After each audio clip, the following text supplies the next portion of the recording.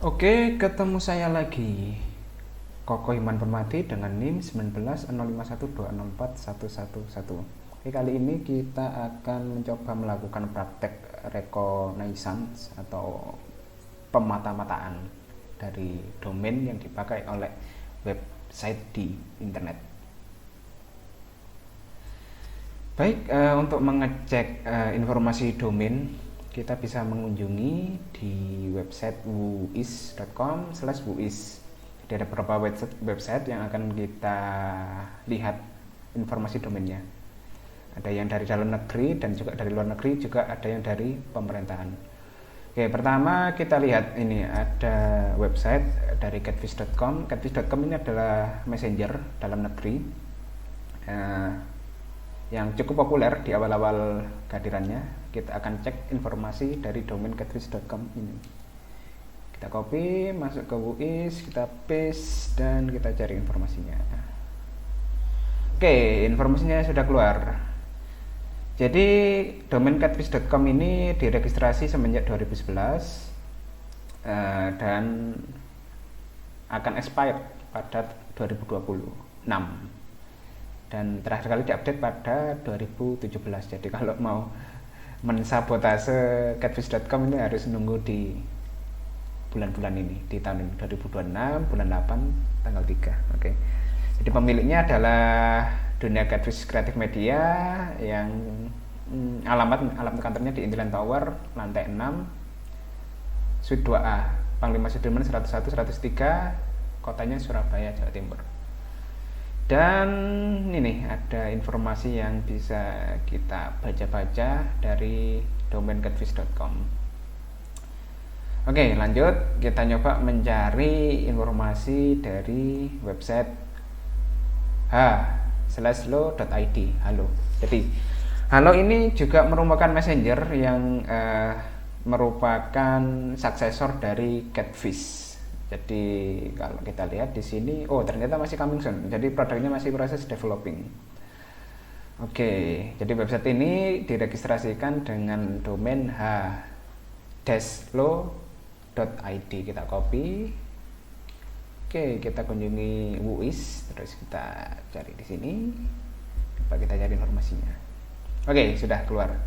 Jadi h-lo.id ini adalah domain yang diregistrasikan pada 2020 bulan 6 tanggal 22 dan akan expire pada 2021 tahun ini pada bulan 6 tanggal 22. Jadi mau expire ini. Jadi kalau mau mensabotase domain ini, siap-siap aja pada tanggal sekian.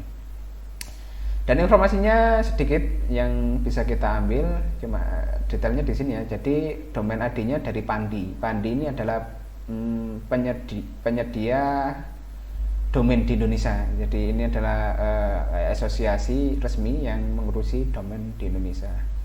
Oke, selanjutnya kita akan cek domain dari youtube.com. Oke, kita paste di sini WUIS. Oke, jadi ini informasinya dari domain youtube.com, diregistrasikan pada 2005 bulan 2, akan expire pada 2022 dan diperbarui pada 2021 bulan 1. Oke, jadi ini adalah dari perusahaan yang besar, dari Google ya. Jadi YouTube itu sendiri sudah dibeli oleh Google dan ini diregistrasikan atas nama perusahaan Mac Monitor Incorporated. Oke, informasi selebihnya bisa dibaca sendiri. Oke, sekarang Facebook. Oke, Facebook diregistrasikan oleh Register Safe LLC dan diregistrasikan pada tahun 1997. Sudah sangat lama sekali ya Facebook ini ya. Akan expired pada 2028 dan diperbarui pada 2020 bulan 3. Oke. Jadi yang punya Facebook ini juga menyediakan kontaknya. Jadi pemiliknya adalah Facebook Incorporated, ada di Jalan 1601 Willow RD di Kota Menlo Park, ini apa sih ini? California mungkin ya. Dan negaranya dari US. Oke, informasi yang lain bisa dibaca sendiri. Dan kita langsung aja nyoba ngecek domain dari pajak.go.id. Sorry. Oke. kita cek. Oke, pajak.go.id ini registrasinya dimiliki oleh Kementerian Komunikasi dan Informatika Kemeninfo. Jadi setiap website yang punya .go ini menginformasikan bahwa websitenya itu adalah milik pemerintahan. Jadi .go.id milik pemerintahannya Indonesia. Oke, dan dikelola oleh Pandi, penyedia yang mengurusi tentang nama domain di Indonesia. Oke, sekilas seperti itu untuk mengetahui informasi dari domain di website di internet. Oke, kita akan lanjut pada praktek untuk melakukan scan port. Oke.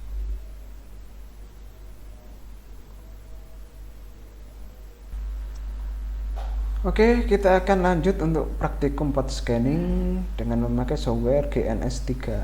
Oke, GNS3 nya sudah saya set menggunakan dua mesin virtual yang menggunakan masing-masing sistem operasinya Ubuntu server. Jadi kedua mesin virtual ini dihubungkan dengan switch, sederhana sekali. Oke, sudah saya running dan ini mesin-mesin masing-masing mesin virtual sudah running dan sudah booting. Baik, untuk mesin pertama dengan nama Ubuntu Serve 1, kita lihat di sini, kita coba cek IP address-nya dengan perintah ifconfig. Oke, di sini ada dua interface yang dipakai. Oke, alamat dari komputer Ubuntu Serve 1 adalah 192.168.56.101 pada interface ENP0S3. Kemudian pada mesin Ubuntu Serve 2 sama, kita cek IP address-nya. Ubuntu Serve 2 IP address-nya adalah 192.168.56.102 untuk interface ENP0S3. Oke, kita coba untuk melakukan ping pada komputer Ubuntu Serve 1. Jadi kita ping IP address-nya 192.168.56.101. Oke, ada replay berarti ada koneksi. Oke, kita kembali ke komputer Ubuntu Serve 1. Kita akan melihat proses yang berjalan pada Ubuntu Serve 1 menggunakan perintah ps -ax seperti ini. Oh, banyak sekali. Jadi seperti yang terlihat di layar, ada beberapa proses yang sedang berjalan di background. Bisa kita lihat di sini ada MongoD. MongoD itu miliknya database MongoDB. Terus ada SSHD, ini untuk SSH, untuk melakukan koneksi SSH. Terus ada MySQLD, itu untuk MySQL.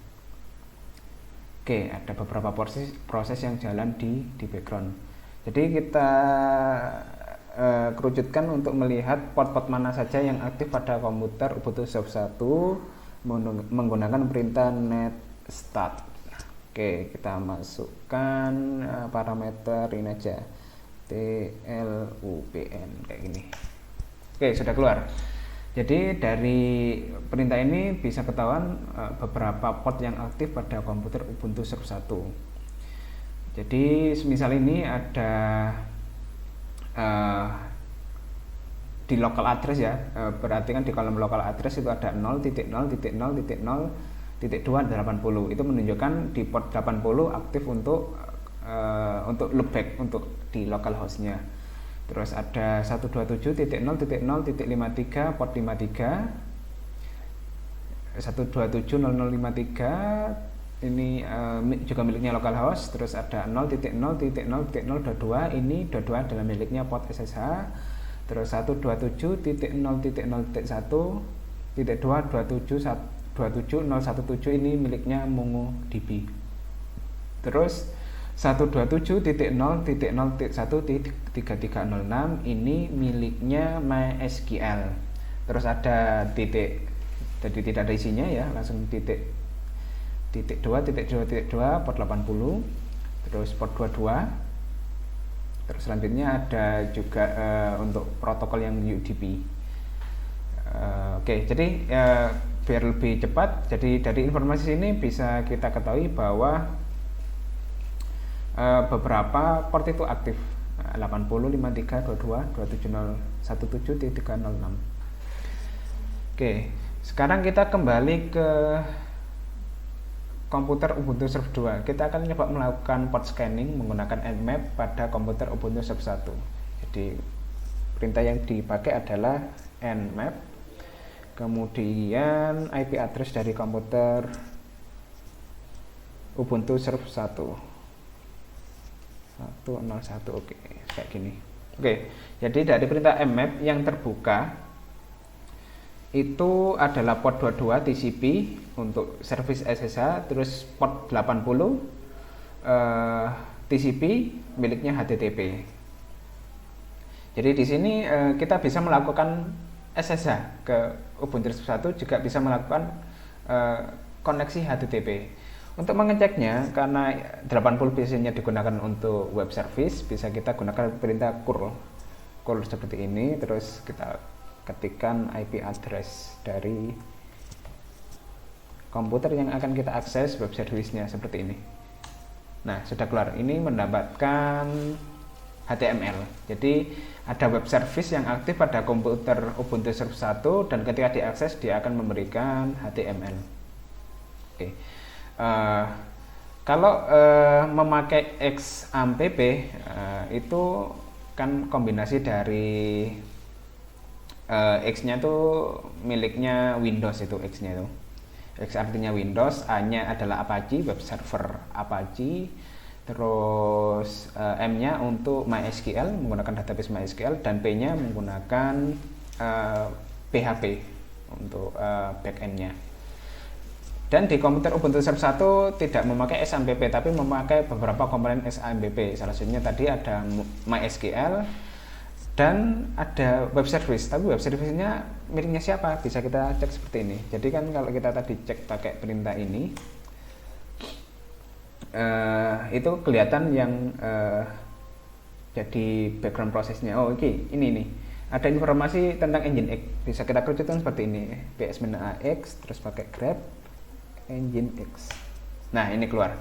Jadi pada komputer Ubuntu Surf 1 itu menggunakan web service Nginx. Jadi Nginx-nya yang serve permintaan HTTP pada port 80. Oke.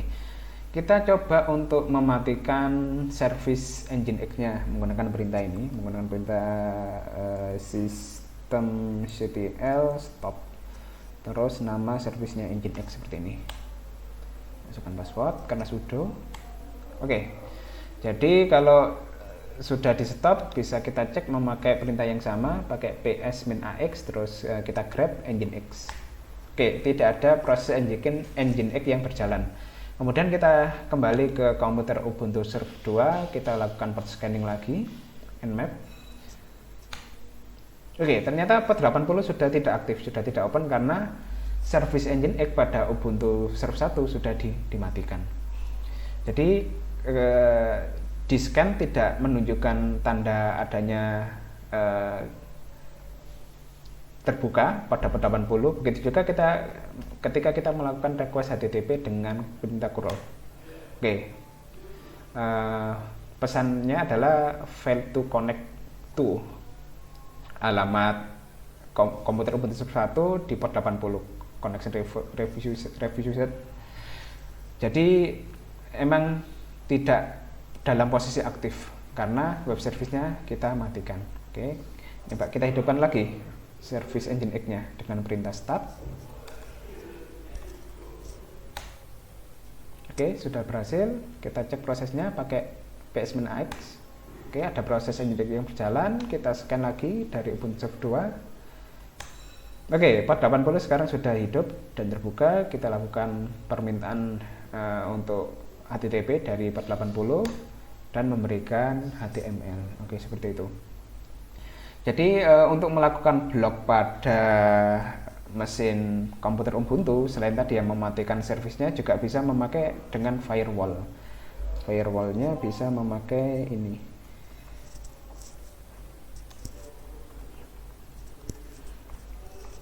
Pakai perintah UFW.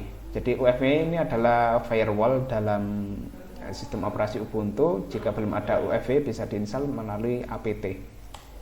Oke, ternyata statusnya inaktif Kemudian kita coba nambahkan sebuah rule untuk memasang firewall.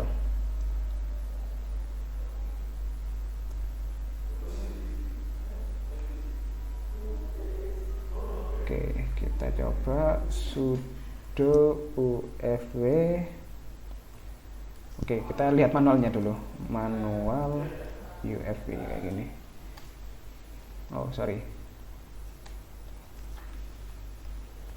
Seperti ini aja. Oke, keluar perintahnya.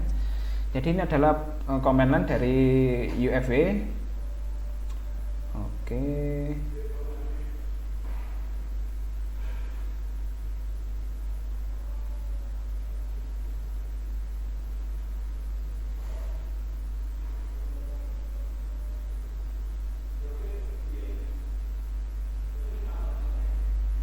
Oke, nyoba kita blok ya. Kita blok port 80-nya memakai ini, kita sudo ufv kemudian deny. Kita masukkan portnya 80. Oke, kita lihat statusnya. Sudo ufv status seperti ini. Oke, belum aktif. Kita hidupkan dulu sudo ufv enable. Oke, firewall is active and enabled on system startup. Kita cek dulu UEFI statusnya. Oke.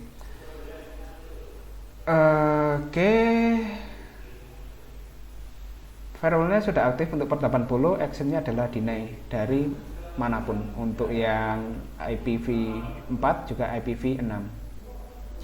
Baik, kita coba melakukan scan port menggunakan Nmap pada komputer Ubuntu Surf 2. Kita lihat hasilnya.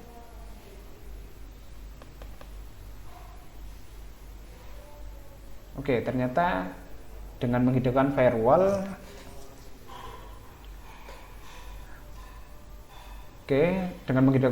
pada Ubuntu Surf 1, paket ICMP ping juga ditolak.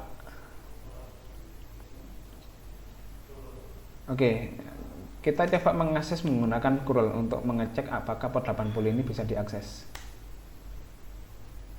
Oke, tidak menunjukkan hasil apa-apa yang menandakan bahwa firewall berhasil dipasang. Oke, kita stop. Sekarang coba kita cabut atau kita angkat firewallnya. Oke, kita disable dulu firewallnya. Oke, sudah di stop. Kita lakukan port scanning. Oke, kembali hidup lagi. Begitu juga ketika kita meminta HTTP pada port 80. Oke, bisa. Oke, seperti itu kira-kira yang bisa kita dapatkan mengenai port scanning menggunakan Nmap, menggunakan perintah netstart untuk mengecek kondisi port, juga bisa kita gunakan untuk memeriksa port-port mana saja yang aktif, dan juga ada perintah seperti ps untuk melihat software apa atau program apa aja yang running pada background sistem operasi Linux Ubuntu. Oke, sekian, terima kasih.